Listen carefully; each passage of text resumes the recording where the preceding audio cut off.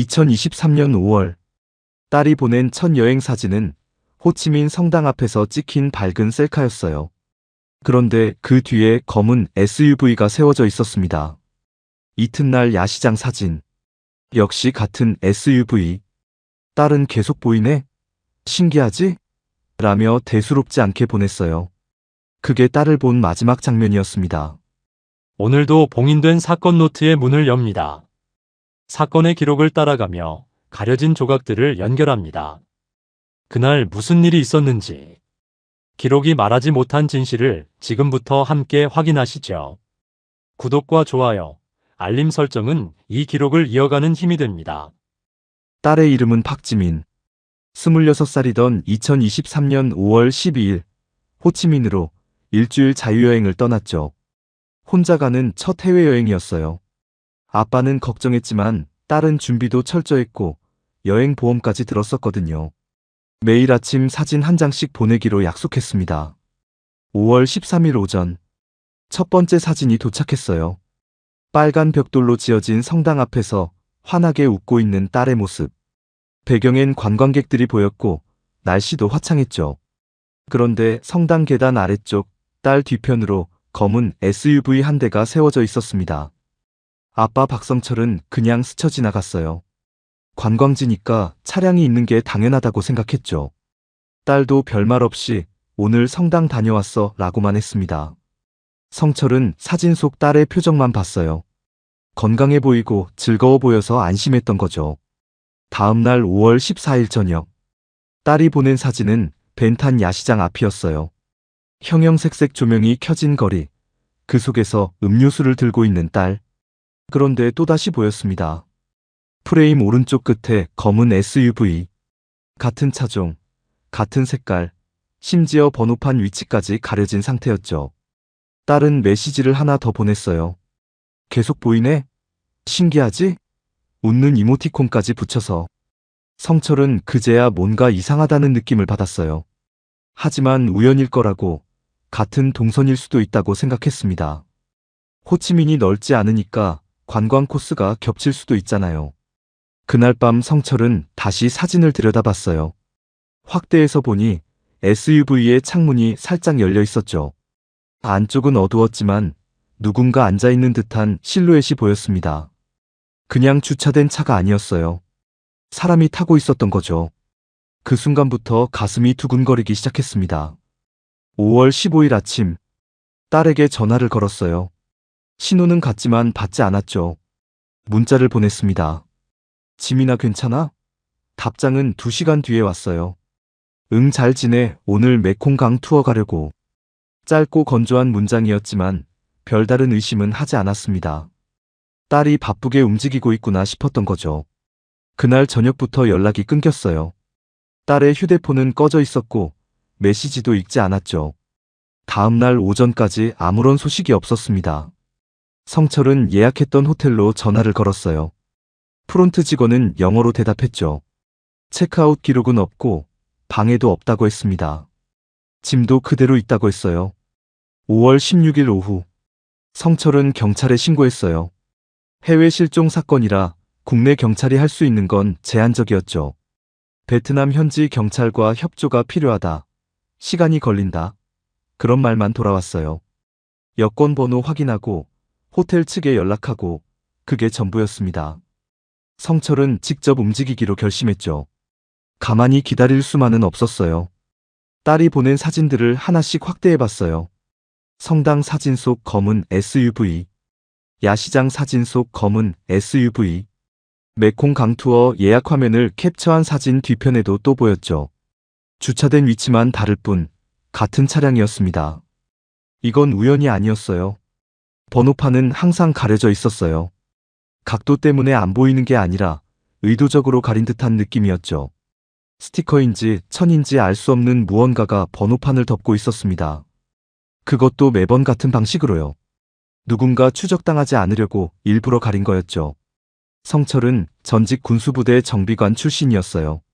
제대 후엔 보안장비 설치업을 운영하며 CCTV 분석과 영상 복원 작업을 해왔죠. 그는 딸이 보낸 사진들의 메타데이터를 추출하기 시작했습니다. 사진 파일 안에 숨겨진 정보들을 하나씩 끄집어냈어요. 일반인들은 모르는 데이터였죠. 사진마다 촬영 시간, GPS 좌표, 사용된 기기 정보가 담겨 있었어요. 그런데 흥미로운 게 발견됐죠. 모든 사진에서 같은 와이파이 신호가 감지되고 있었습니다. 호텔 공용 와이파이가 아니었어요. 알 수 없는 개인 네트워크였죠. 신호 이름은 영문과 숫자 조합이었습니다. 딸은 호텔 와이파이를 쓰고 있다고 했었어요. 하지만 사진 데이터엔 다른 신호가 찍혀 있었습니다. 성철은 그 네트워크가 이동식 기기에서 송출된 것임을 알아냈어요. 차량용 와이파이일 가능성이 높았죠. 신호 강도를 보니까 촬영 지점에서 10m 이내였습니다. 그 순간 소름이 돋았어요. 딸이 사진을 찍는 동안 그 검은 SUV는 바로 근처에 있었던 거예요. 딸도 모르게 같은 네트워크 권역 안에 있었던 겁니다. 누군가 의도적으로 딸 근처에 머물고 있었던 거죠. 스토킹이었어요. 성철은 GPS 좌표를 지도에 찍어봤어요. 성당, 야시장, 호텔 근처 카페. 모두 관광객들이 많이 가는 곳이었지만 동선이 묘하게 일정했습니다. 마치 누군가 딸의 일정을 미리 알고 있었던 것처럼요. 딸의 여행 계획을 어디선가 봤을 가능성도 있었죠. 그리고 마지막 사진. 5월 15일 오전에 찍힌 호텔 복도 사진이었어요. 딸이 방에서 나가기 직전 찍은 듯한 각도였죠. 배경엔 복도 끝 비상구 표시가 보였고 그 옆으로 사람, 그림자가 어른거렸습니다. 누군가 복도에서 기다리고 있었던 거예요. 그 사람이 누구였을까요? 성철은 호텔 측에 다시 연락했어요. 5월 15일 오전, 딸이 마지막으로 목격된 시간대의 CCTV 영상을 요청했죠. 하지만 호텔 측은 개인정보 보호를 이유로 거절했습니다. 현지 경찰을 통해 공식 요청을 해야 한다고 했어요. 또 시간이 걸리는 이야기였죠. 답답했습니다. 성철은 딸의 휴대폰 위치 추적 서비스를 확인했어요.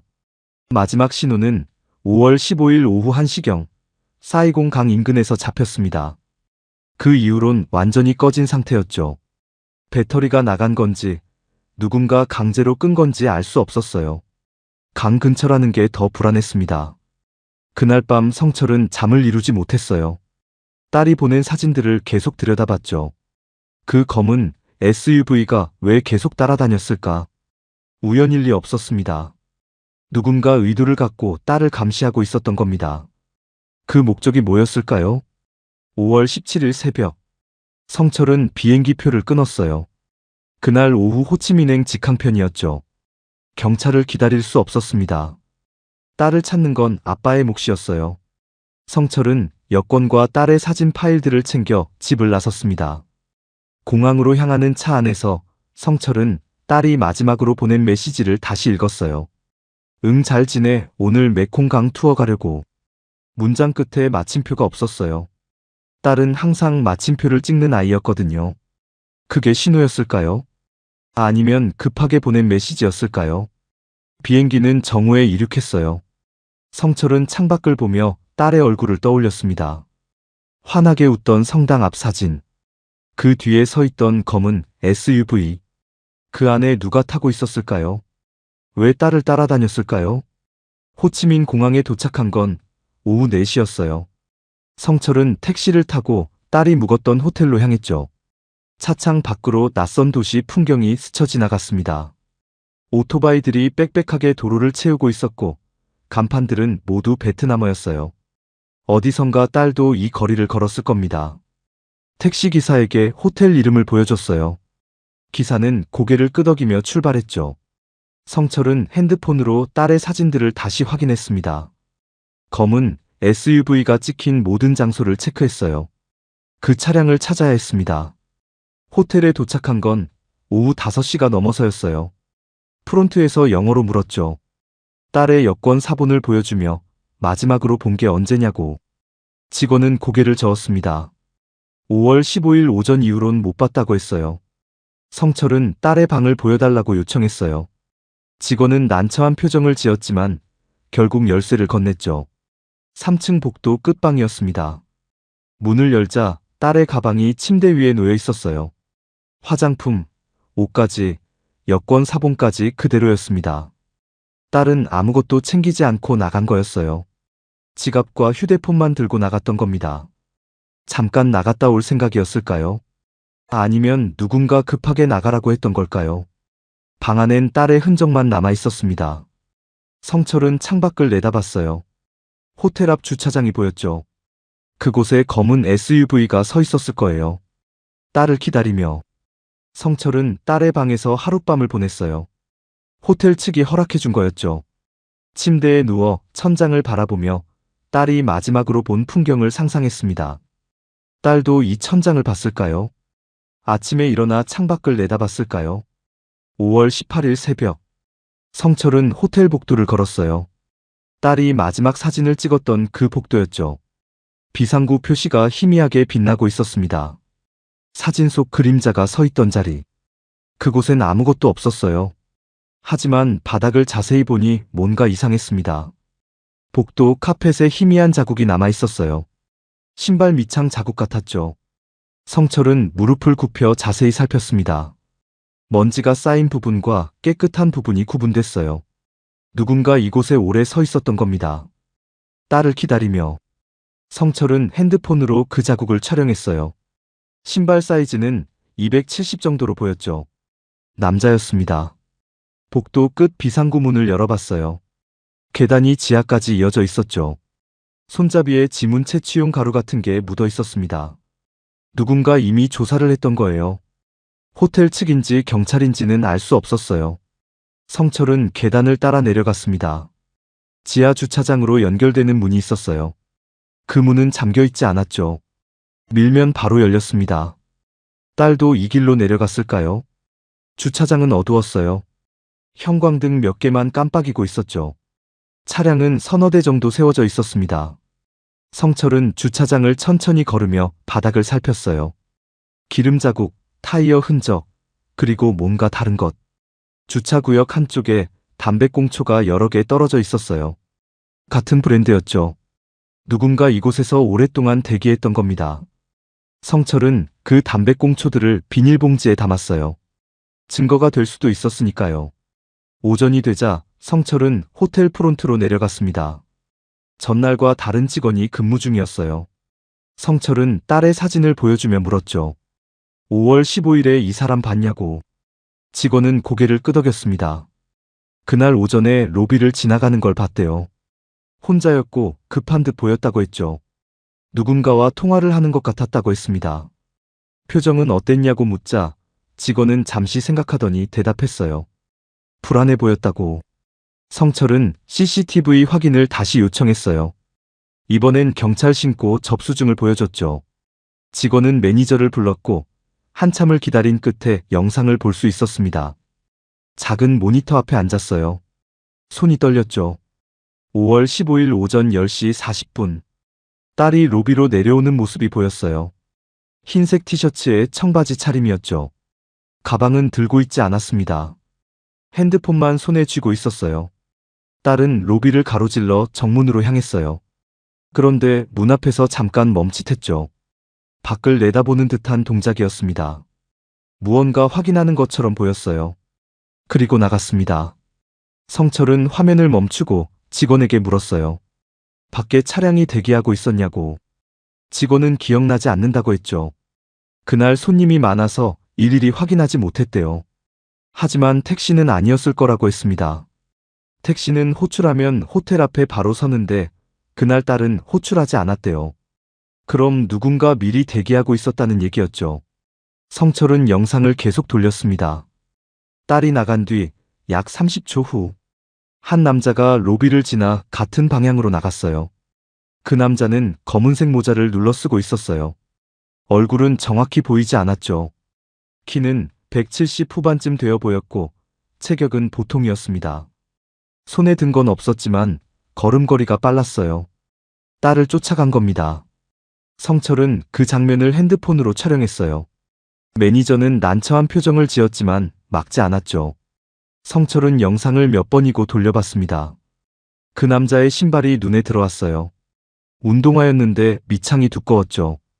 복도에 남아있던 신발 자국과 비슷해 보였어요. 그 남자가 딸의 방 앞 복도에서 기다리고 있었던 겁니다. 딸이 나오는 걸 지켜보다가 뒤따라 내려간 거였죠. 계획적이었어요. 성철은 호텔 밖으로 나갔습니다. 딸이 마지막으로 섰던 정문 앞. 도로변엔 오토바이와 차량들이 정신없이 지나다니고 있었어요. 딸은 여기서 어디로 갔을까요? 누구를 만났을까요? 주변을 둘러봤어요. 정문 맞은편에 작은 카페가 있었죠. 성철은 그곳으로 걸어갔습니다. 카페 직원에게 딸의 사진을 보여줬어요. 며칠 전에 본 적 있냐고. 직원은 고개를 저었어요. 하지만 옆에 있던 손님 한 명이 성철을 불렀죠. 한국 사람이었습니다. 그는 며칠 전 이 근처에서 한국 여자가 검은 차에 타는 걸 봤다고 했어요. SUV였대요. 성철은 가슴이 철렁했어요. 언제였냐고 묻자 그 사람은 5월 15일쯤이었을 거라고 했죠. 오전이었고 여자는 조금 망설이는 것 같았대요. 하지만 결국 탔다고 했습니다. 차는 어느 방향으로 갔냐고 묻자 강 쪽을 가리켰어요. 420 강 방향이었어요. 딸의 휴대폰 마지막 신호가 잡힌 곳이었죠. 모든 게 연결되기 시작했습니다. 딸은 누군가를 만나기 위해 그 차에 탔고 강 근처까지 갔던 거예요. 그 이후론 연락이 끊겼죠. 성철은 그 목격자에게 차량 특징을 물었어요. 번호판은 기억나지 않지만 차체가 깨끗했대요. 렌터카 같았다고 했죠. 뒷좌석에 누군가 더 타고 있었던 것 같다고도 했습니다. 딸 혼자 탄 게 아니었어요.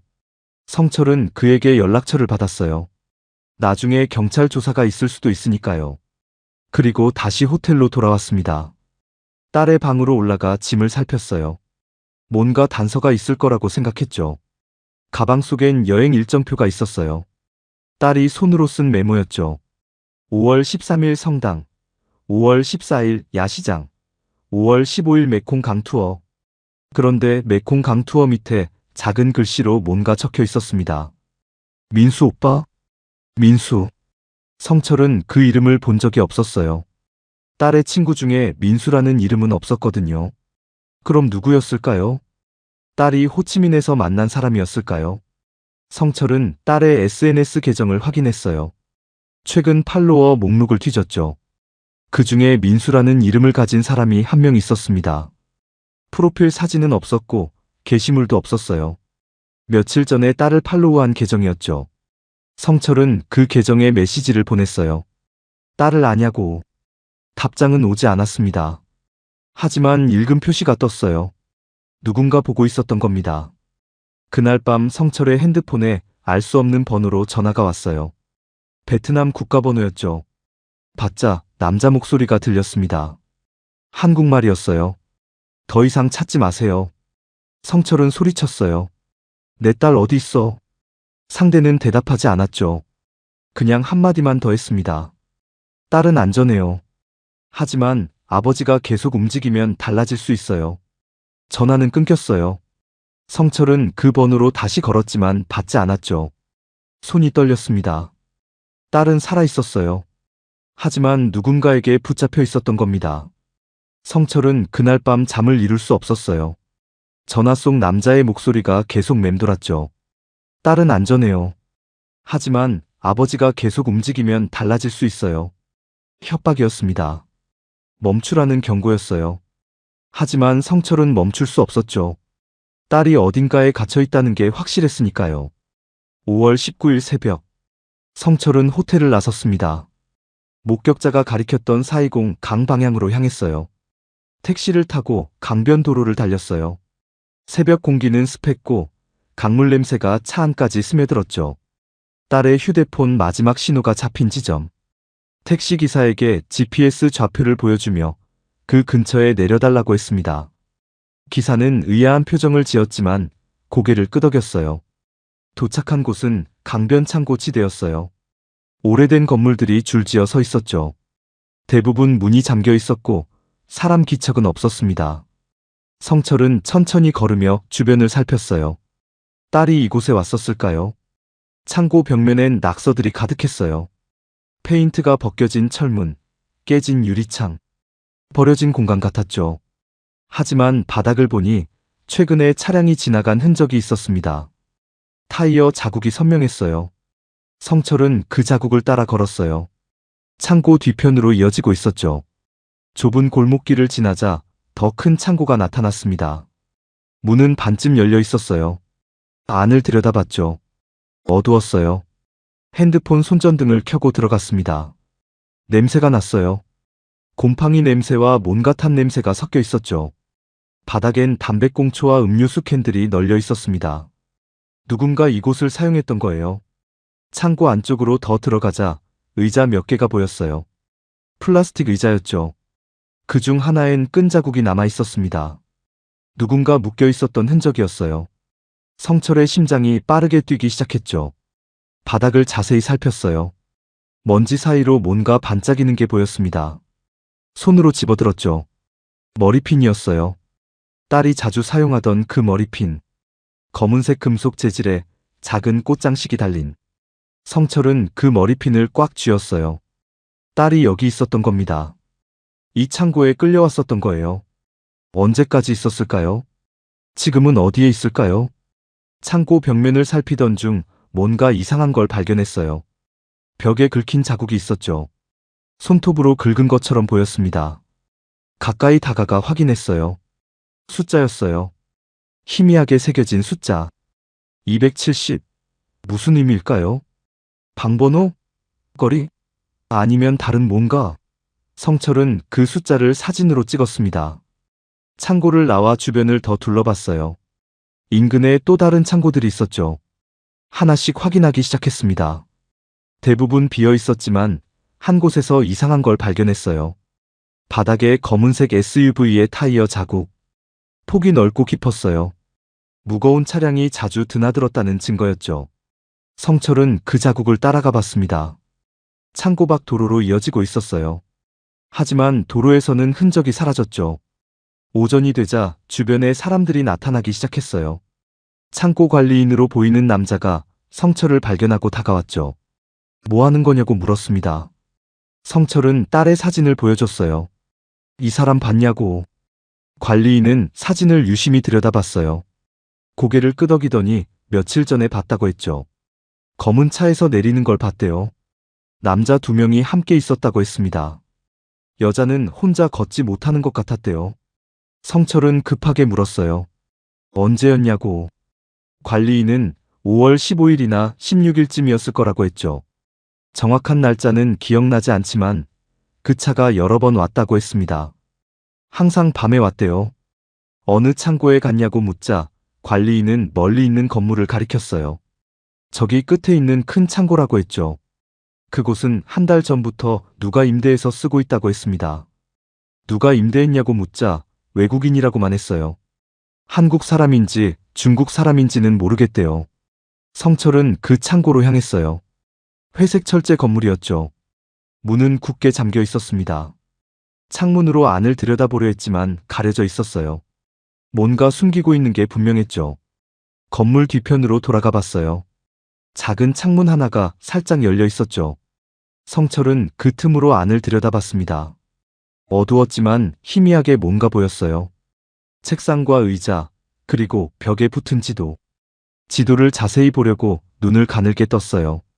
베트남과 캄보디아 국경선이 표시되어 있었죠. 몇몇 지점에 빨간 점이 찍혀 있었습니다. 루트였어요. 이동 경로를 표시한 거였죠. 그때 뒤에서 인기척이 들렸어요. 성철은 재빨리 몸을 숨겼습니다. 2 남자가 걸어오고 있었어요. 한국말로 대화하고 있었죠. 성철은 숨을 죽이고 들었습니다. 이번 건 언제 넘기냐는 말이 들렸어요. 다른 남자가 대답했죠. 이틀 안에 국경 넘긴다고. 서류는 준비됐냐고 묻자 다 됐다고 했습니다. 성철의 등에 식은땀이 흘렀어요. 2 남자는 창고 정문으로 들어갔어요. 문을 여는 소리가 들렸죠. 성철은 조심스럽게 창문 쪽으로 다시 다가갔습니다. 안에서 불이 켜졌어요. 2 남자의 모습이 보였죠. 한 명은 키가 크고 마른 체격이었어요. 다른 한 명은 좀 더 건장했죠. 둘 다 30 중후반으로 보였습니다. 책상 위 서류를 정리하고 있었어요. 무슨 서류인지는 보이지 않았죠. 큰 남자가 핸드폰을 꺼내 통화를 시작했어요. 목소리가 창문 밖까지 들렸습니다. 네, 지금 준비 중입니다. 내일 저녁에 출발할게요. 상대방이 뭐라고 하자 알겠습니다. 조심하겠습니다 라고 대답했죠. 성철은 핸드폰으로 그 장면을 촬영하려 했어요. 하지만 각도가 안 좋아 얼굴이 제대로 안 나왔죠. 그때 작은 남자가 창문 쪽을 바라봤습니다. 성철은 재빨리 몸을 낮췄어요. 들켰을까요? 심장이 터질 듯 뛰었죠. 잠시 후 창문이 닫히는 소리가 들렸습니다. 남자들이 나가는 소리도 들렸어요. 문 잠그는 소리가 났죠. 성철은 한참을 그 자리에 웅크리고 있었어요. 남자들이 완전히 떠났는지 확인하고 나서야 일어났죠. 손이 떨렸습니다. 딸이 이틀 안에 국경을 넘는다는 얘기였어요. 캄보디아로 넘어가는 거였죠. 성철은 관리인에게 다시 갔어요. 그 남자들 연락처 아냐고 물었죠. 관리인은 모른다고 했습니다. 계약서는 회사 이름으로 돼 있는데 가짜 같다고 했어요. 주소도 확인해보니 존재하지 않는 곳이었대요. 성철은 경찰에 연락했어요. 한국 경찰에게 상황을 설명했죠. 베트남 경찰과 협조해달라고 요청했습니다. 하지만 답변은 시간이 걸린다는 것뿐이었어요. 이틀을 기다릴 수 없었죠. 성철은 결심했어요. 직접 막아야 한다고. 내일 저녁에 그들이 움직인다면 그 전에 선수를 쳐야 했죠. 하지만 혼자서는 불가능했습니다. 도움이 필요했어요. 호텔로 돌아오는 길에 성철은 한국 대사관에 전화를 걸었어요. 상황을 설명하고 도움을 요청했죠. 담당자는 공식적인 경로로 진행해야 한다고 했습니다. 또 시간이 걸린다는 얘기였어요. 성철은 전화를 끊었죠. 호텔 방에 도착해 침대에 앉았어요. 딸의 머리핀을 다시 꺼내봤습니다. 창고 벽에 새겨진 숫자 270. 그 숫자의 의미를 계속 생각했어요. 뭘까요? 성철은 노트북을 켜고 지도를 검색했어요. 270번 도로가 있는지 확인했죠. 베트남과 캄보디아 국경 근처에 270번 국도가 있었습니다. 그곳으로 가는 거였어요. 딸이 남긴 힌트였던 겁니다. 5월 20일 새벽. 성철은 호치민을 떠나기로 결심했어요. 270번 국도는 캄보디아 국경 근처에 있었죠. 거기서 딸을 찾을 수 있을 거라고 믿었습니다. 혼자 움직이는 건 위험했지만 다른 방법이 없었어요. 호텔 프론트에서 체크아웃을 했어요. 직원에게 국경 근처까지 가는 버스가 있냐고 물었죠. 직원은 고개를 끄덕이며 버스 터미널 위치를 알려줬습니다. 하지만 표정이 좋지 않았어요. 왜 그런 곳에 가냐고 물었죠. 성철은 대답하지 않았어요. 짐을 챙겨 택시를 탔습니다. 버스 터미널까지 30분 정도 걸렸어요. 터미널은 사람들로 붐볐죠. 대부분 짐을 한가득 들고 있었습니다. 매표소에서 국경 근처 마을행표를 끊었어요. 5시간 걸린다고 했죠. 출발은 오전 9시였습니다. 성철은 대합실 구석에 앉아 기다렸어요. 핸드폰으로 딸의 사진을 다시 들여다봤죠. 버스는 정시에 출발했어요. 낡은 차체였지만 엔진 소리는 괜찮았죠. 창밖으로 도시 풍경이 지나갔습니다. 점점 건물이 줄어들고 논밭이 보이기 시작했어요. 베트남 시골 풍경이었죠. 2시간쯤 지나자 버스가 휴게소에 섰어요. 사람들이 내려 담배를 피우거나 음식을 샀죠. 성철도 내려 커피를 한 잔 샀습니다. 쓴맛이 입안에 퍼졌어요. 잠을 깨우려고 억지로 마셨죠. 휴게소 한쪽에 공중전화가 있었어요. 성철은 한국에 있는 아내에게 전화를 걸었습니다. 아내는 울먹이는 목소리로 물었어요. 지민이 찾았냐고. 성철은 곧 찾을 거라고 대답했죠. 아내는 경찰이 별 소용없다고 했어요. 현지 경찰과 연락이 안 된다고 했죠. 대사관도 공식 절차만 이야기한다고 했습니다. 성철은 괜찮다고 내가 직접 찾겠다고 했어요. 전화를 끊고 나니 가슴이 먹먹했죠. 버스는 다시 출발했어요. 오후가 되자 날씨가 더워졌습니다. 에어컨이 약해서 땀이 났어요.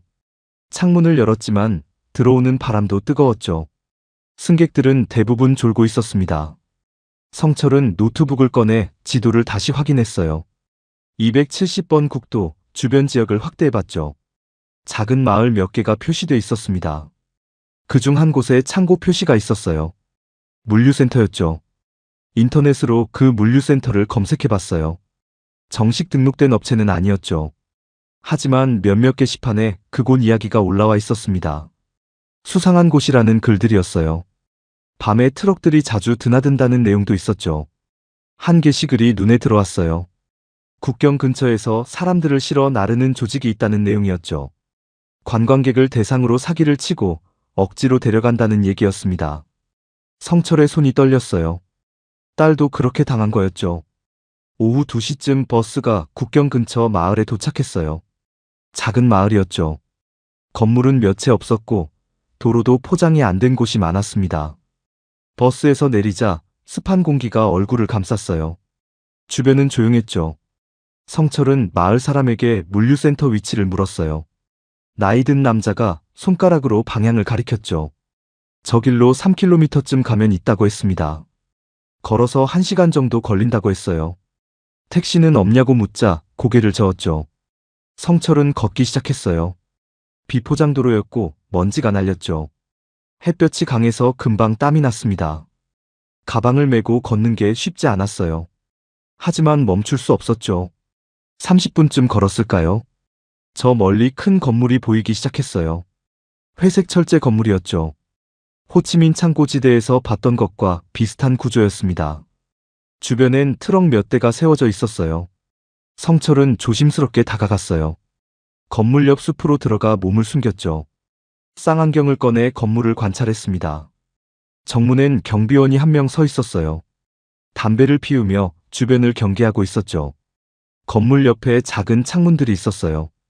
대부분 커튼이 쳐져 있었죠. 하지만 한 창문은 살짝 열려 있었습니다. 그쪽으로 조심스럽게 이동했어요. 발소리를 최대한 죽이며 걸었죠. 창문 밑에 도착했어요. 안에서 소리가 들렸습니다. 여러 사람의 목소리였어요. 성철은 귀를 기울였죠. 한국말이 들렸습니다. 여자 목소리가 섞여 있었어요. 울고 있는 것 같았죠. 성철의 심장이 빠르게 뛰기 시작했습니다. 딸일까요? 천천히 고개를 들어 창문 안을 들여다봤어요. 어두운 방이었어요. 하지만 희미한 불빛이 보였죠. 몇 명의 사람들이 바닥에 앉아 있었습니다. 모두 여자들이었어요. 10명 정도 됐죠. 성철은 딸을 찾으려 눈을 크게 떴어요. 구석에 앉은 여자가 눈에 들어왔습니다. 얼굴이 제대로 보이지 않았지만 체격이 딸과 비슷했어요. 흰색 티셔츠를 입고 있었죠. 딸이 마지막으로 입었던 옷이었습니다. 성철은 소리를 내려다 참았어요. 지민아라고 부르고 싶었지만 안 됐죠. 경비원이 들을 수 있었으니까요. 창문을 두드릴까 생각했지만 그것도 위험했습니다. 일단 상황을 더 파악해야 했어요. 방 안 여자들은 모두 지쳐 보였어요. 머리는 헝클어져 있었고 옷도 더러웠죠. 며칠 동안 갇혀 있었던 게 분명했습니다. 한쪽 벽에 문이 하나 있었는데 바깥에서 잠겨 있었어요. 탈출할 수 없는 구조였죠. 그때 복도에서 발소리가 들렸어요. 성철은 재빨리 몸을 낮췄습니다. 문이 열리는 소리가 났죠. 남자 목소리가 들렸어요. 내일 새벽에 출발한다 준비해라. 여자들이 술렁거리는 소리가 들렸어요. 누군가 한국말로 물었죠. 어디로 가는 거냐고. 남자는 대답하지 않았습니다. 조용히 해라는 말만 했어요. 문이 다시 닫히는 소리가 났어요. 발소리가 멀어졌죠. 성철은 다시 창문을 들여다봤습니다. 딸로 보이는 여자가 고개를 들었어요. 얼굴이 보였죠. 지민이었어요. 성철은 가슴이 미어지는 것 같았습니다. 딸은 많이 야윈 상태였어요. 뺨은 푹 꺼져 있었고 눈 밑엔 다크서클이 짙었죠. 하지만 살아 있었습니다. 성철은 창문을 조심스럽게 두드렸어요. 딸이 고개를 돌렸죠. 창문 쪽을 바라봤습니다. 성철은 손을 흔들었어요. 딸의 눈이 커졌죠. 입모양으로 아빠라고 하는 게 보였어요. 성철은 손가락을 입에 갖다 대며 조용히 하라는 신호를 보냈죠. 딸은 고개를 끄덕였습니다. 눈물이 흐르기 시작했어요. 성철도 눈물이 났지만 참았죠. 다른 여자들도 창문 쪽을 보기 시작했어요. 성철은 제스처로 물었습니다. 문이 언제 열리냐고. 딸은 손가락으로 하나를 펼쳤어요. 1시간에 한 번씩 확인한다는 뜻이었죠. 성철은 시계를 봤어요.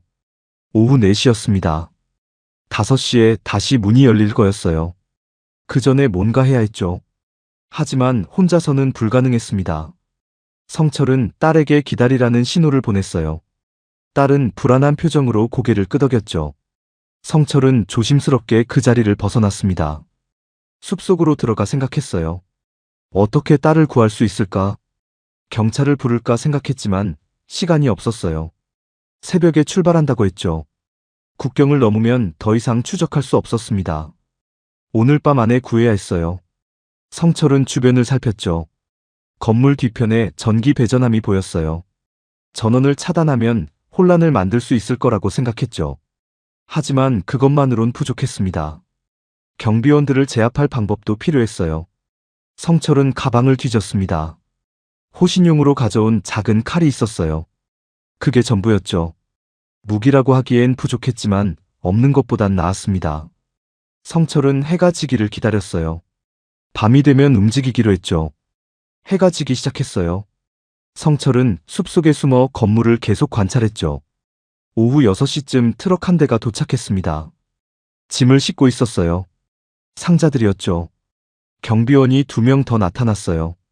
교대 시간인 것 같았습니다. 총 3명의 경비원이 건물을 지키고 있었어요. 성철은 상황이 더 어려워졌다는 걸 알았죠. 하지만 포기할 수 없었습니다. 저녁 7시. 건물 안에 불이 켜졌어요. 창문으로 사람들 그림자가 보였죠. 딸이 갇혀있는 방 쪽은 여전히 어두웠습니다. 성철은 배전함 쪽으로 조심스럽게 이동했어요. 배전함은 건물 뒤편 구석에 있었어요. 자물쇠로 잠겨 있었죠. 성철은 가방에서 작은 공구를 꺼냈습니다. 전직 정비관 출신답게 이런 도구들은 항상 챙겨 다녔어요. 자물쇠를 따는데 10분 정도 걸렸죠. 배전함 문을 열자 여러 개의 차단기가 보였어요. 성철은 일단 닫고 시간을 확인했습니다. 밤 8시가 되면 전원을 차단하기로 했어요. 그 시간이면 어두워져서 움직이기 좋을 거라고 판단했죠. 성철은 다시 숲으로 돌아왔습니다. 8시가 가까워지자 긴장감이 높아졌어요. 성철은 심호흡을 했죠. 실수하면 딸만 위험해질 수 있었습니다. 신중해야 했어요. 하지만 주저할 시간도 없었죠. 8시 정각. 성철은 배전함으로 다가가 차단기를 내렸어요. 건물 전체가 순식간에 어두워졌습니다. 경비원들이 소리치는 게 들렸어요. 뭐야 정전이야? 성철은 재빨리 딸이 있는 방 창문으로 달려갔어요. 어둠 속에서 창문을 두드렸죠. 안에서 딸의 목소리가 들렸습니다. 아빠. 성철은 대답했어요. 창문을 열어라고 말했죠. 딸과 다른 여자들이 창문을 밀었습니다. 창문이 완전히 열렸어요. 성철은 딸에게 손을 내밀었죠. 빨리 나와. 딸이 먼저 창문으로 기어나왔어요. 성철이 딸을 받아 안았습니다. 딸은 울먹이며 말했어요. 아빠, 다른 사람들도요. 성철은 고개를 끄덕였죠. 다른 여자들도 차례로 창문을 빠져나왔어요. 모두 10명이었습니다. 시간이 없었어요. 성철은 여자들에게 말했죠. 저 숲으로 뛰어 일단 숨어. 여자들은 비틀거리며 달리기 시작했어요. 오랫동안 갇혀 있어서 제대로 걷지도 못했죠. 성철과 딸이 뒤를 받쳐주며 함께 뛰었습니다. 뒤에서 소리가 들렸어요. 도망쳤다. 경비원들이 눈치챈 거였어요. 손전등 불빛이 여기저기를 비추기 시작했죠. 성철은 여자들을 재촉했습니다. 더 빨리 뛰어요. 숲속으로 들어갔어요. 나무 사이로 몸을 숨겼죠. 경비원들의 발소리가 가까워졌습니다. 이쪽이야, 여기 있어. 손전등 불빛이 나무를 훑었어요. 성철은 딸을 꼭 안고 숨을 죽였죠. 경비원 한 명이 바로 앞까지 왔어요. 발소리가 멈췄습니다. 주변을 둘러보는 것 같았어요. 성철은 가방에서 칼을 꺼내 쥐었죠. 만약을 대비해서였습니다. 잠시 후 경비원이 다른 방향으로 걸어갔어요. 거기 없어, 다른 데 봐. 발소리가 멀어졌습니다. 성철은 안도의 한숨을 쉬었어요. 하지만 아직 안전하지 않았죠. 딸에게 속삭였어요. 괜찮아? 딸은 고개를 끄덕였습니다. 다른 여자들도 무사했어요. 모두 겁에 질린 표정이었지만 다친 사람은 없었죠. 성철은 이동해야 한다고 판단했어요. 이곳에 계속 있으면 결국 들킬 거였습니다. 마을 쪽으로 가야 했어요. 여자들에게 말했죠. 조용히 따라와요. 어둠 속에서 천천히 이동했어요. 나뭇가지가 부러지는 소리만 나지 않게 조심했죠. 10분쯤 걸었을까요? 도로가 보이기 시작했습니다. 마을까지는 3km 정도 남았어요. 갑자기 뒤에서 엔진 소리가 들렸어요. 차량이 다가오고 있었습니다. 헤드라이트 불빛이 보였죠. 성철은 재빨리 여자들을 도로 옆 수풀로 끌어당겼어요. 모두 엎드렸습니다. 검은색 SUV가 지나갔어요. 딸이 보낸 사진 속 그 차였습니다. 차는 천천히 달리며 주변을 살피고 있었어요. 찾고 있는 거였죠. 성철은 이를 악물었습니다. 차가 지나가고 나서 다시 일어났어요. 더 빨리 가야 했습니다. 여자들은 지쳐 있었지만 계속 걸었어요. 생존 본능이 발동한 거였죠. 1시간쯤 걸어 마을 입구에 도착했습니다. 작은 가게 하나가 불을 켜고 있었어요. 성철은 그곳으로 들어갔죠. 가게 주인은 놀란 표정으로 일행을 바라봤습니다. 성철은 영어로 말했어요. 경찰 불러줘요. 가게 주인은 고개를 끄덕이고 전화를 걸었어요. 베트남어로 뭐라고 말하는 게 들렸죠. 여자들은 가게 바닥에 주저앉았습니다. 모두 울고 있었어요. 성철은 딸을 껴안았죠. 이제 괜찮아? 딸은 아빠 품에서 계속 울었습니다. 한참을 그렇게 있었어요. 성철도 눈물이 났지만 참았죠. 아직 끝나지 않았으니까요. 30분 후 경찰차가 도착했어요. 경찰관 4명이 내렸습니다. 성철은 상황을 설명했어요. 물류센터에 사람들을 가둬두고 있다고. 국경으로 넘기려 했다고 말했죠. 경찰은 즉시 무전을 쳤어요. 증언을 요청하는 것 같았습니다. 한 경찰관이 성철에게 물었어요. 당신 누구냐고. 성철은 딸의 아빠라고 대답했죠. 경찰은 여자들에게도 물었어요. 어디서 왔냐고. 대부분 한국에서 왔다고 했습니다.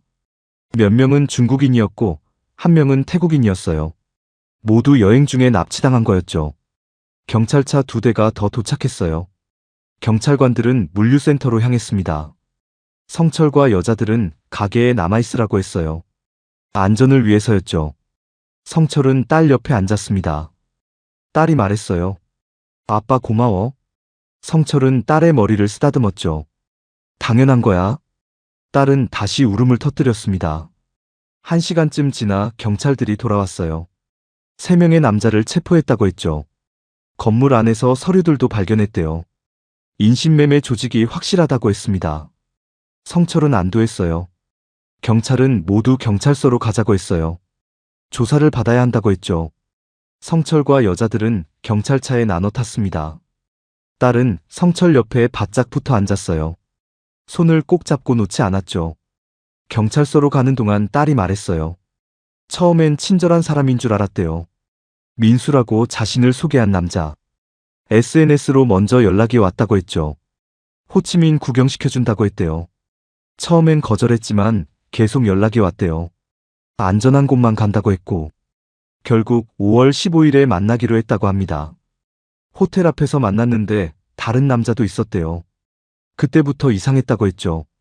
차에 태워서 강 쪽으로 갔대요. 거기서 휴대폰을 빼앗겼고 약을 먹였는지 정신을 잃었다고 합니다.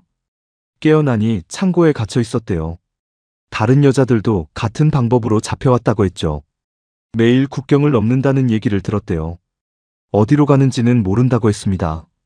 다들 무서워서 울기만 했대요. 딸은 벽에 270이라고 새겼다고 했죠. 아빠가 찾아올 거라고 믿었다고 했습니다. 성철은 딸을 꼭 안았어요. 잘했어. 딸은 아빠 어깨에 얼굴을 묻었죠. 다시는 이런 일 없을 거야. 성철은 다짐했습니다. 경찰서에 도착했어요. 밤이 깊어가고 있었죠. 여자들은 차례로 조사를 받았습니다. 성철도 진술서를 작성했어요. 모든 과정을 상세히 기록했죠. 새벽이 되어서야 조사가 끝났어요. 경찰은 한국 대사관에 연락했다고 했습니다. 귀국 절차를 도와줄 거라고 했어요. 여자들은 임시 숙소로 이동했죠. 성철과 딸도 함께 갔습니다. 숙소 침대에 누웠어요. 딸은 금방 잠들었죠. 성철은 딸의 잠든 얼굴을 바라봤습니다. 많이 야위었지만 살아있었어요. 그것만으로도 감사했죠. 5월 21일 오전, 성철은 딸의 잠든 얼굴을 보며 밤을 지새웠어요. 눈을 감을 수가 없었죠. 딸이 다시 사라질까봐 두려웠습니다. 손을 꼭 잡고 있었어요. 오전 8시쯤 경찰서에서 연락이 왔어요. 추가 조사가 필요하다고 했죠. 성철은 딸을 깨웠습니다. 딸은 눈을 뜨자마자 주변을 두리번거렸어요. 악몽인 줄 알았다가 현실임을 깨달은 표정이었죠. 경찰서로 다시 향했어요. 어젯밤과는 다른 형사가 기다리고 있었습니다. 나이든 베트남 형사였어요. 영어를 유창하게 했죠. 자리에 앉으라고 했습니다. 형사는 서류를 펼쳐 보였어요. 어젯밤 체포한 남자들을 조사했다고 했죠. 조직의 전모가 드러나고 있다고 했습니다. 생각보다 훨씬 큰 조직이었대요. 한국, 베트남, 캄보디아에 걸쳐 있었죠. 체포된 남자 중 한 명이 자백했대요. 민수라고 자칭했던 그 남자였죠. 본명은 김태훈이라고 했습니다. 34살 한국에서 사기 전과가 있는 사람이었어요. 3년 전부터 베트남에서 활동했다고 했죠. 수법은 간단했어요. SNS로 한국 여행객들에게 접근했죠. 친절하게 관광 안내를 제안하고 신뢰를 쌓은 뒤 만남을 주선했습니다. 대부분 혼자 여행 온 젊은 여성들이었어요. 만나면 차에 태워 외곽으로 데려갔대요. 그곳에서 약물을 사용하거나 폭력으로 제압했죠. 휴대폰을 빼앗고 창고에 가뒀습니다.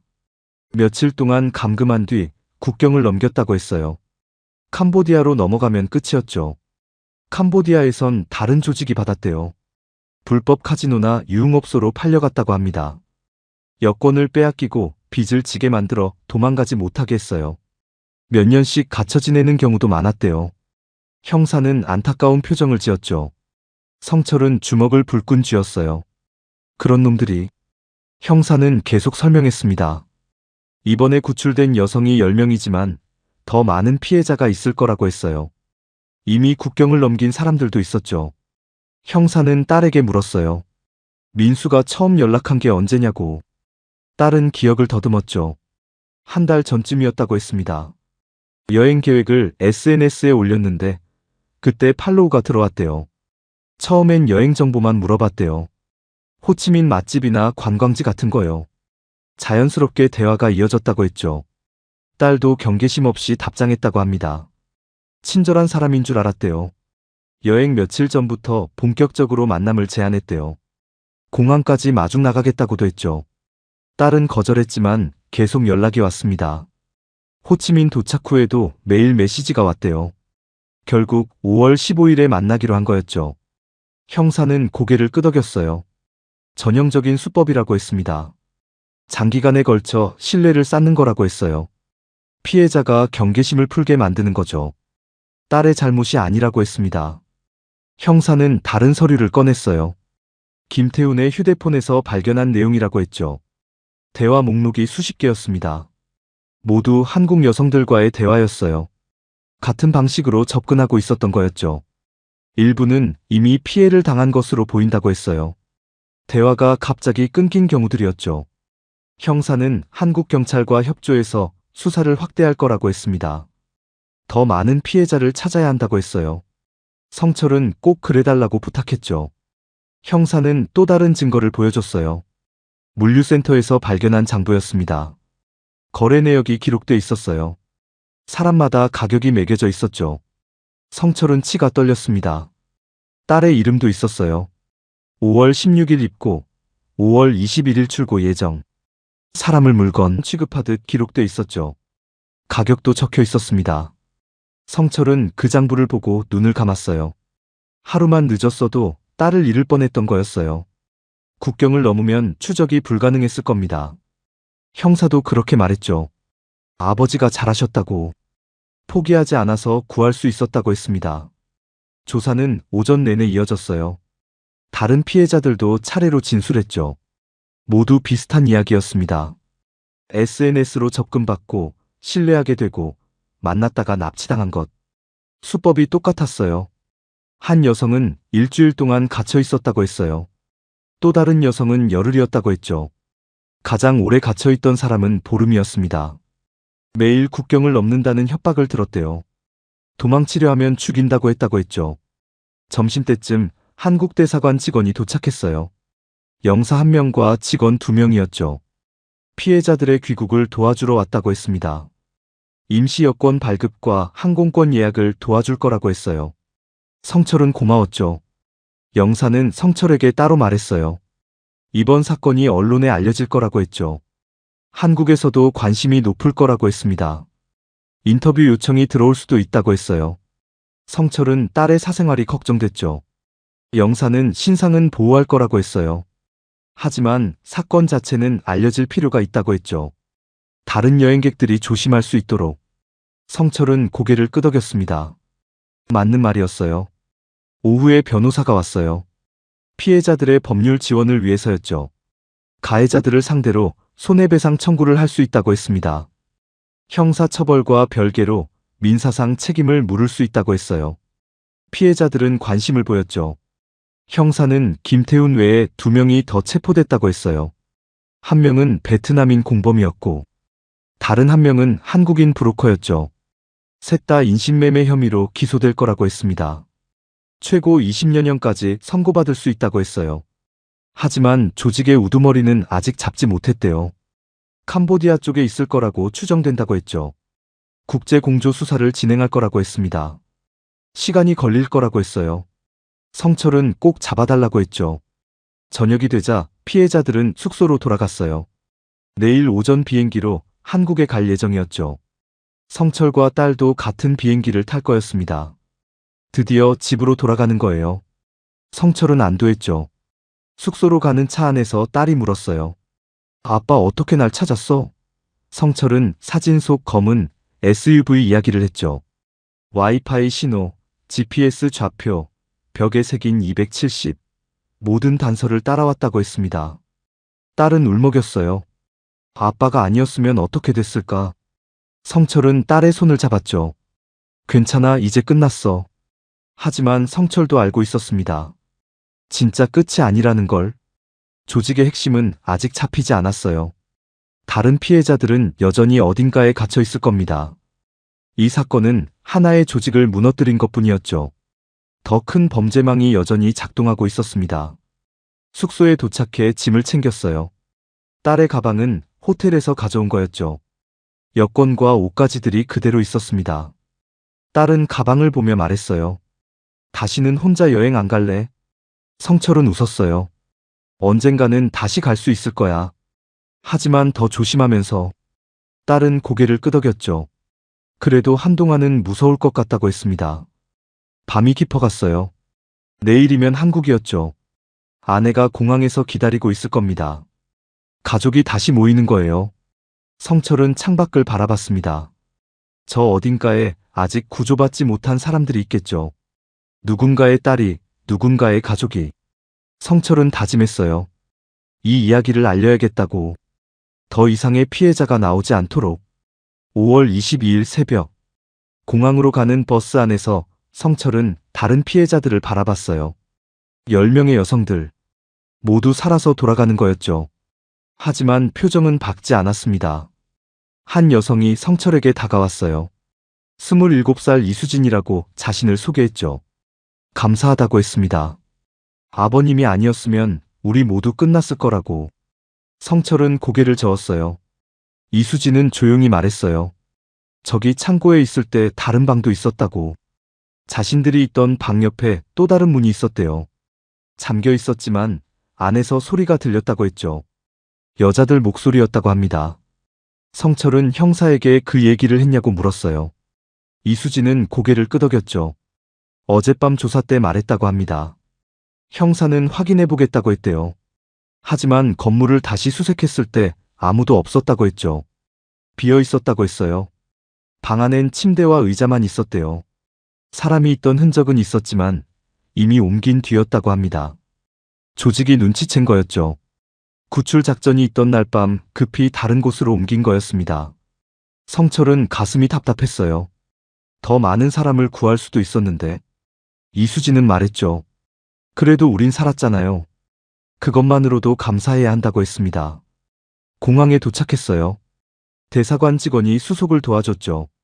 임시 여권으로 출국하는 거라 절차가 복잡했습니다. 1시간 넘게 걸렸어요. 드디어 탑승 수속이 끝났죠. 출국장으로 들어가기 전에 형사가 나타났어요. 성철에게 명함을 건넸습니다. 추가로 필요한 게 있으면 연락하라고 했어요. 그리고 조용히 말했죠. 이 사건은 시작일 뿐이라고. 형사는 설명했어요. 김태훈의 휴대폰을 분석한 결과 더 많은 정보가 나왔다고 했죠. 최근 3년간 100명이 넘는 여성과 연락했다고 합니다. 그중 실제로 만난 사람은 50명쯤 된다고 했어요. 하지만 신고된 실종 사건은 20건도 안 됐죠. 나머지 사람들은 어디 갔을까요? 일부는 무사히 돌아갔을 수도 있지만 대부분은 실종된 채로 남아있을 거라고 했습니다. 가족들이 해외여행 중 연락이 끊겼다고 생각할 뿐 실종 신고조차 하지 않은 경우도 많았을 거예요. 형사는 한국 경찰과 협력해 명단을 확인할 거라고 했어요. 한 명씩 연락해서 안전을 확인할 거라고 했죠. 하지만 시간이 오래 걸릴 거라고 했습니다. 이미 몇 년이 지난 경우도 있으니까요. 성철은 꼭 찾아달라고 했죠. 비행기에 올랐어요. 딸은 창가 자리에 앉았고 성철은 옆에 앉았죠. 다른 피해자들도 같은 비행기에 탔습니다. 모두 지친 표정이었어요. 비행기가 이륙했죠. 이륙하고 1시간쯤 지났을까요? 딸이 조용히 말했어요. 아빠 창고에서 들은 얘기가 있어. 성철은 딸을 바라봤죠. 딸은 망설이다 입을 열었습니다. 우리랑 같이 있던 중국인 여자가 말했대요. 자기는 작년에도 똑같은 일을 당했다고. 그때는 탈출했다고 했죠. 하지만 다시 잡혔다고 합니다. 딸은 떨리는 목소리로 계속했어요.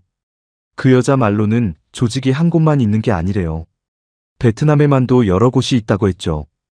캄보디아, 라오스, 미얀마에도 있다고 합니다. 동남아 전역에 퍼져 있는 거라고 했어요. 한 곳을 막아도 다른 곳에서 계속 작동한다고 했죠. 성철은 주먹을 쥐었어요. 그럼 끝이 없는 거잖아. 딸은 고개를 끄덕였습니다. 그래서 더 무서웠대요. 구출돼도 안심할 수 없다고 생각했다고 했죠. 딸은 또 말했어요. 창고에 처음 도착했을 때 벽에 낙서가 있었대요. 한글로 적힌 이름들이었죠. 김민지, 박소연, 이지은. 여러 이름이 작은 글씨로 빼곡히 적혀 있었다고 합니다. 날짜도 적혀 있었대요. 2021년 7월, 2022년 3월, 2022년 11월. 몇 년에 걸쳐 적힌 흔적들이었죠. 딸도 자기 이름을 거기 적었다고 했습니다. 누군가 보면 알 수 있도록. 성철은 형사에게 그 얘기도 했냐고 물었어요. 딸은 고개를 저었죠. 생각이 안 났다고 합니다. 너무 혼란스러워서 말하는 걸 깜빡했대요. 성철은 형사에게 문자를 보냈습니다. 형사는 곧 답장을 보냈어요. 확인하겠다고 했죠. 그 이름들로 실종자 명단을 조회해보겠다고 했습니다. 성철은 고맙다고 답장했어요. 그리고 딸에게 말했죠. 넌 잘했어. 그 이름들이 단서가 될 거야. 딸은 눈물을 글썽이며 고개를 끄덕였습니다. 그 사람들도 찾을 수 있을까요? 성철은 찾아야 한다고 대답했어요. 4시간의 비행 끝에 인천공항에 도착했어요. 입국장을 나서자 아내가 달려왔죠. 딸을 꼭 안고 울었습니다. 성철도 두 사람을 안았어요. 가족이 다시 만난 거였죠. 공항 밖으로 나오니 기자들이 기다리고 있었어요. 대사관에서 미리 연락한 모양이었죠. 카메라 플래시가 터졌습니다. 성철은 딸을 가렸어요. 얼굴이 나가면 안 됐으니까요. 한 기자가 물었어요. 어떻게 딸을 찾으셨나요? 성철은 짧게 대답했죠. 포기하지 않았을 뿐이라고. 딸이 보낸 사진 속 단서를 따라갔다고 했습니다. 다른 기자가 물었어요. 이번 사건을 어떻게 보시나요? 성철은 잠시 생각하다 말했죠. 해외여행 갈 때 조심해야 한다고. 특히 SNS로 접근하는 낯선 사람을 조심하라고 했습니다. 기자들은 계속 질문했지만 성철은 더 대답하지 않았어요. 딸을 데리고 차에 탔죠. 집으로 향했습니다. 차창 밖으로 익숙한 서울 풍경이 보였어요. 돌아온 거였습니다. 집에 도착해 문을 열었어요. 딸은 자기 방으로 들어가 침대에 누웠죠. 일주일 만에 보는 자기 방이었습니다. 성철은 딸에게 쉬라고 말했어요. 딸은 금방 잠들었죠. 거실에 앉아 뉴스를 켰어요. 베트남 인신매매 조직 적발 소식이 나오고 있었죠. 한국인 여성 10명 구출. 아버지의 집념으로 딸을 찾았다는 내용도 나왔습니다. 성철은 화면을 바라봤어요. 앵커가 말했죠. 하지만 아직 구출되지 못한 피해자가 더 있을 것으로 추정된다고. 관련 기관이 수사를 확대하고 있다고 했습니다. 성철은 리모컨을 내려놓았어요. 알고 있었죠. 며칠 후 형사에게서 연락이 왔어요. 창고 벽에 적힌 이름들을 확인했다고 했죠. 그중 3명이 실종 신고된 상태였다고 합니다. 모두 1년 이상 전에 실종됐대요. 가족들은 아직도 찾고 있었죠. 형사는 그 가족들에게 연락했다고 했어요.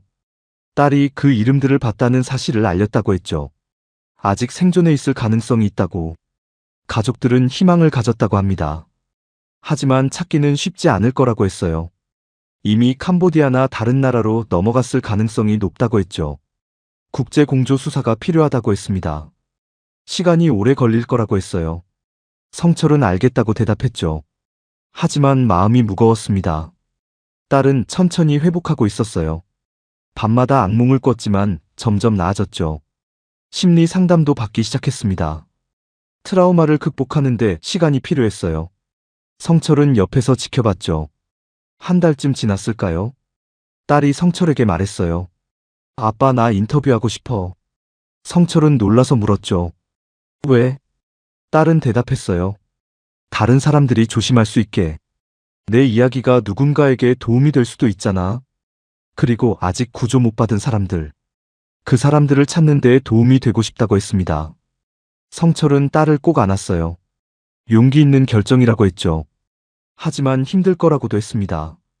딸은 알고 있다고 대답했어요. 그래도 해야 할 것 같다고 했죠. 다음 날 방송국에 연락했어요.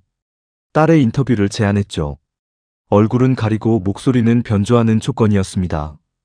방송국은 흔쾌히 받아들였어요. 일주일 후 녹화가 잡혔죠. 녹화 당일, 딸은 떨리는 목소리로 이야기했어요. 어떻게 접근당했는지, 어떻게 납치됐는지, 창고에서 무슨 일이 있었는지, 그리고 벽에 적힌 이름들. 김민지, 박소연, 이지은. 그 사람들을 찾아달라고 호소했죠. 누군가는 알고 있을 거라고. 제보를 부탁한다고 했습니다. 방송이 나간 뒤 반응이 뜨거웠어요. 시청자 게시판에 댓글이 수천 개 달렸죠. 대부분 응원과 격려였습니다. 하지만 일부는 제보였어요. 비슷한 경험을 한 사람들의 이야기였죠. 경찰은 그 제보들을 바탕으로 수사를 확대했어요. 조직의 다른 거점들이 드러나기 시작했죠. 한국 내 공범들도 체포됐습니다. 사건은 점점 커지고 있었어요. 하지만 아직 끝나지 않았죠. 2023년 8월, 딸의 인터뷰 방송 이후 석 달이 흘렀어요. 경찰 수사는 계속 진행 중이었죠. 하지만 벽에 적힌 이름들의 행방은 여전히 오리무중이었습니다. 성철은 매일 형사에게 연락해 진행 상황을 물었어요. 형사는 최선을 다하고 있다고 했죠. 캄보디아 경찰과 협력해 여러 장소를 수색했다고 합니다. 불법 카지노, 유흥업소, 공장 등. 하지만 구체적인 단서를 찾지 못했대요. 조직이 워낙 은밀하게 움직였던 거였죠. 어느 날 저녁 성철의 핸드폰이 울렸어요. 모르는 번호였죠. 받았더니 여자 목소리가 들렸습니다. 떨리는 목소리였어요. 박성철 씨 맞으시죠? 성철은 그렇다고 대답했어요. 여자는 자신을 김민지의 언니라고 소개했죠. 방송 본 뒤로 계속 연락하고 싶었다고 했습니다. 성철은 자리에 앉았어요. 김민지는 벽에 적혀있던 이름 중 하나였죠. 언니는 울먹이며 말했어요. 민지가 2021년 7월에 실종됐다고. 태국 여행을 갔다가 연락이 끊겼다고 했죠. 경찰에 신고했지만 해외 사건이라 진전이 없었대요. 2년이 넘도록 찾고 있다고 했습니다. 성철은 딸이 본 걸 설명해줬어요. 창고 벽에 적힌 이름과 날짜. 2021년 7월이라고 적혀 있었다고 했죠. 언니는 숨을 멈춘 듯 조용했습니다. 그리고 작은 목소리로 물었어요. 그럼 민지가 거기 있었다는 건가요? 성철은 그럴 가능성이 높다고 대답했죠. 하지만 지금은 어디 있는지 모른다고. 경찰이 계속 찾고 있다고 했습니다. 언니는 한참을 울었어요. 전화를 끊기 전에 언니가 말했어요. 딸분이 용기 내줘서 고맙다고. 그 이름들을 기억해줘서 고맙다고 했죠. 민지가 살아있을 거라고 믿는다고 했습니다. 성철은 꼭 찾을 거라고 약속했어요. 며칠 후 또 다른 연락이 왔어요. 이번엔 박소연의 어머니였죠. 2022년 3월 베트남 여행 후 실종됐다고 했습니다. 24살 딸이었대요. 어머니는 목이 메어 말을 잇지 못했어요. 성철은 그 가족들을 만나기로 했어요. 셋이 모두 서울에 살고 있었죠. 카페에서 만났습니다. 김민지 언니, 박소연 어머니, 이지은 아버지. 모두 지친 얼굴이었어요. 이지은 아버지가 말했어요. 딸은 2022년 11월에 실종됐다고. 호치민 여행 중이었다고 했죠. 마지막 연락은 공항 도착 문자였대요. 그 이후론 아무 소식이 없었다고 합니다. 세 가족은 경찰에 계속 문의했지만 소용없었다고 했어요. 해외 실종 사건은 현지 경찰과 협조해야 하는데 답장도 제대로 안 온다고 했죠. 시간만 흘러갔다고 합니다. 그러다 딸의 인터뷰를 본 거였어요.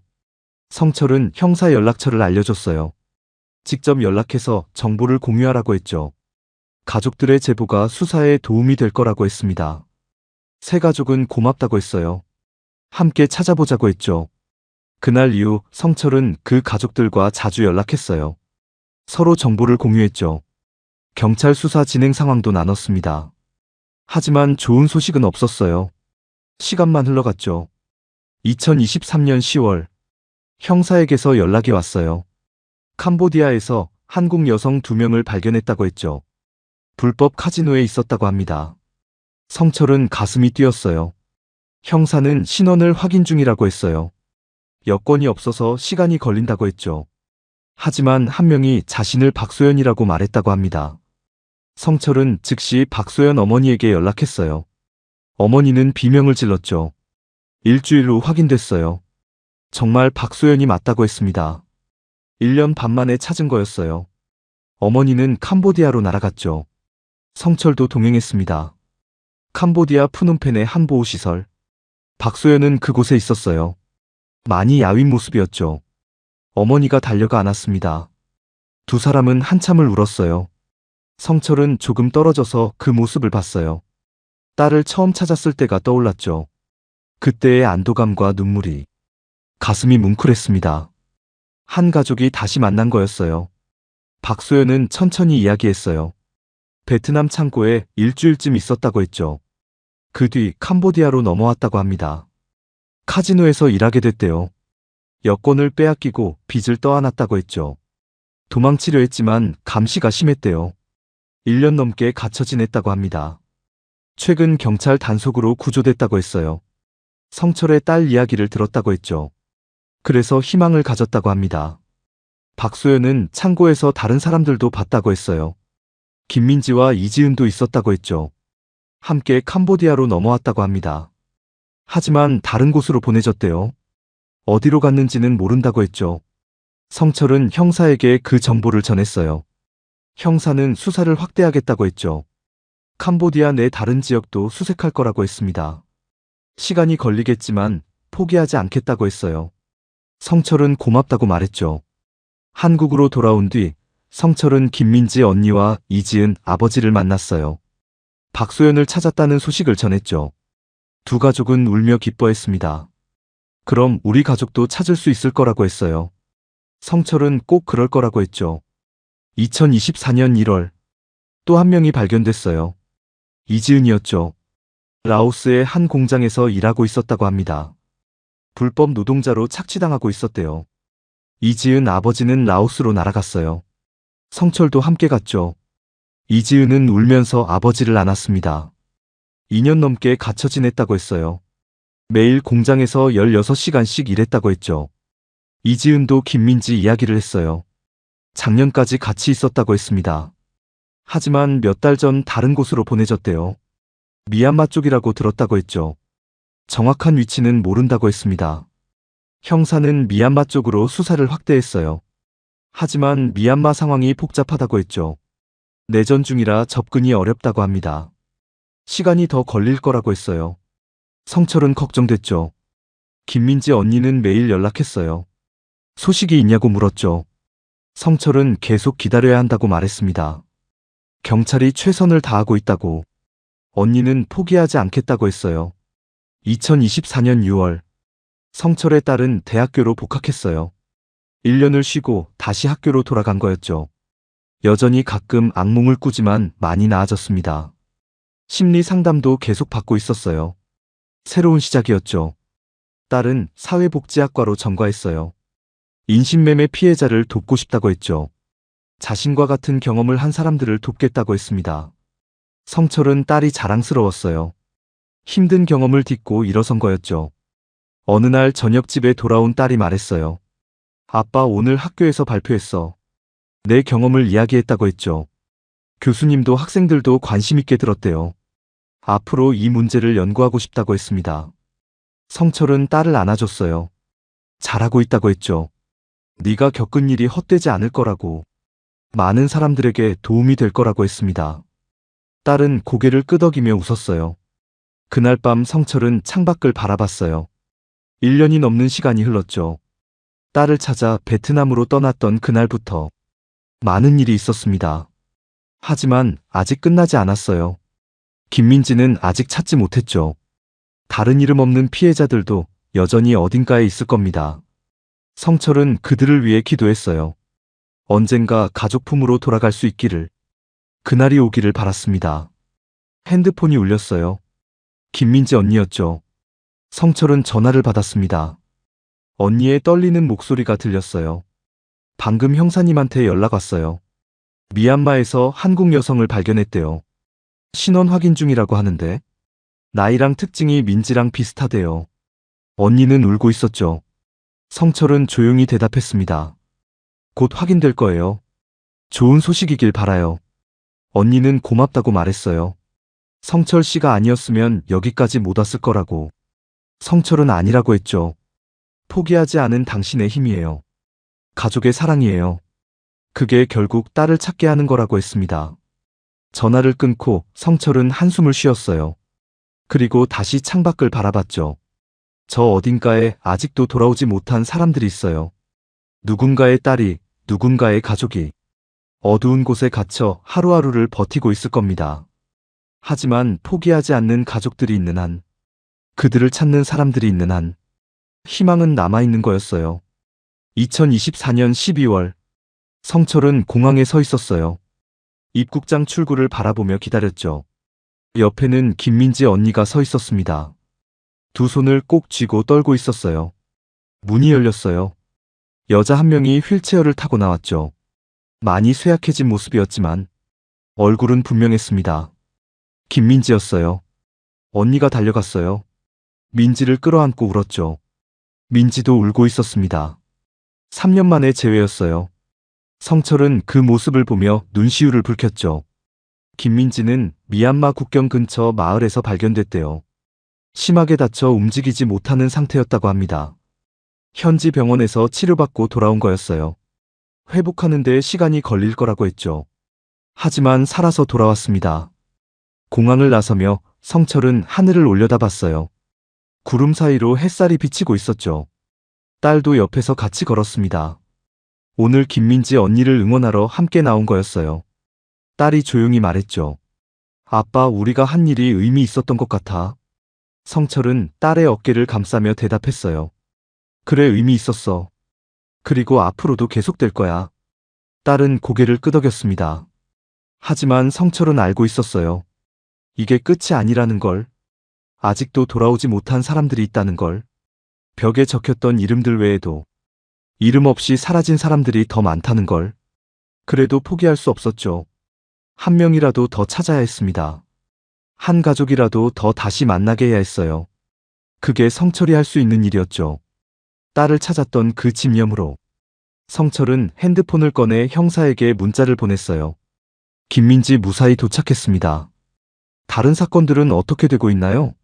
형사는 곧 답장을 보냈죠. 계속 수사 중입니다. 포기하지 않겠습니다. 성철은 핸드폰을 주머니에 넣었어요. 딸과 함께 주차장으로 걸어갔죠. 차에 타고 시동을 걸었습니다. 라디오에서 뉴스가 흘러나왔어요.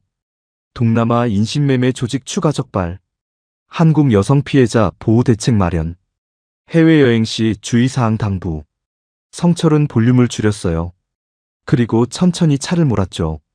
집으로 향하면서 생각했습니다. 이 이야기는 끝나지 않았어요. 지금 이 순간에도 누군가는 낯선 땅 어딘가에서 집으로 돌아갈 날을 기다리고 있을 겁니다. 가족의 이름을 부르며, 그리고 누군가는 그들을 찾기 위해 포기하지 않고 움직이고 있을 거예요. 성철처럼 사랑하는 사람을 위해 차창 밖으로 서울의 밤거리가 흘러갔어요.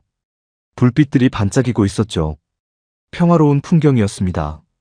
하지만 성철은 알고 있었어요. 이 평화 뒤에 숨겨진 어둠이 있다는 걸. 그 어둠 속에서 아직도 누군가는 빛을 기다리고 있다는 걸. 이 사건은 실제 발생하고 있는 인신매매 범죄를 바탕으로 재구성한 이야기입니다. 해외여행 시 각별한 주의가 필요하며 특히 SNS를 통한 낯선 사람의 접근에 경계해야 합니다. 의심스러운 상황이 발생하면 즉시 현지 경찰이나 대사관에 연락하시기 바랍니다. 오늘의 사건, 당신은 어떻게 보셨습니까? 사건의 기록을 따라가며 가려진 조각들을 연결합니다. 그날 무슨 일이 있었는지. 구독과 좋아요, 알림 설정은 이 기록을 이어가는 힘이 됩니다. 구독과 좋아요 꼭 눌러주세요. 잊혀진 이름들, 사라진 진실, 그날의 흔적들. 봉인된 사건 노트에서 흔적을 찾아드리겠습니다. 지금까지 봉인된 사건 노트였습니다. 시청해주셔서 감사합니다.